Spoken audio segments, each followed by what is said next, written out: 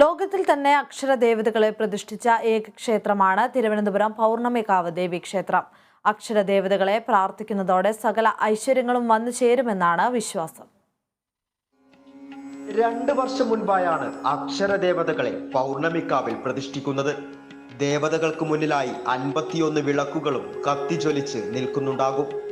ഓരോ പേരിന്റെയും ആദ്യാക്ഷരത്തിലെ ദേവതയെ പ്രാർത്ഥിക്കുന്നതോടുകൂടി എല്ലാ ഐശ്വര്യവും വന്നു ചേരുകയും ജ്ഞാനവും അറിവും വർദ്ധിക്കുകയും ചെയ്യുമെന്നാണ് വിശ്വാസം.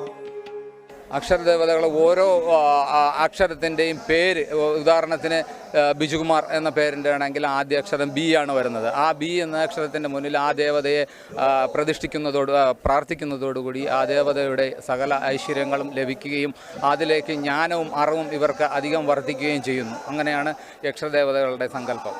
എല്ലാ പൗർണമി മാസവും രാവിലെ തുറന്നു കഴിഞ്ഞാൽ രാത്രി 11 മണിക്ക് കുരുതി പൂജയോടുകൂടി ഈ ക്ഷേത്രം നട അടയ്ക്കുന്നു. പിന്നെ അടുത്ത് തുറക്കുന്നതെന്ന് പറഞ്ഞാൽ പൗർണമി കഴിഞ്ഞു വരുന്ന 2ാമത്തെ വെള്ളിയാഴ്ച ഉച്ചയ്ക്ക് ശേഷവും അഭിഷേകങ്ങൾക്കായി ഈ അമ്പലം നട തുറക്കുന്നതാണ്.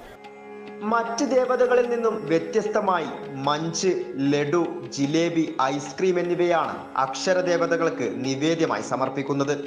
51 അക്ഷരങ്ങളിലെ ഓരോ അക്ഷരവും ആ അക്ഷരത്തിലെ ദേവതയെയും ക്ഷേത്രഭിത്തികളിൽ കൊത്തിവെച്ചിട്ടുണ്ട്. പ്രപഞ്ചയാഗത്തിന്റെ ഭാഗമായി ആയിരക്കണക്കിന് ഭക്തജനങ്ങളാണ് അക്ഷരദേവതകളെ പ്രാർത്ഥിക്കാനായി എത്തുന്നത്. ലോകത്തിലെ മറ്റു ക്ഷേത്രങ്ങളിൽ നിന്നും വ്യത്യസ്തമായ പ്രതിഷ്ഠ കാണാൻ വിദേശത്തു നിന്ന് പോലും ഭക്തർ പൗർണമിക്കാവിലെത്തുന്നു. Kerala vision news, Thiruvananthapuram.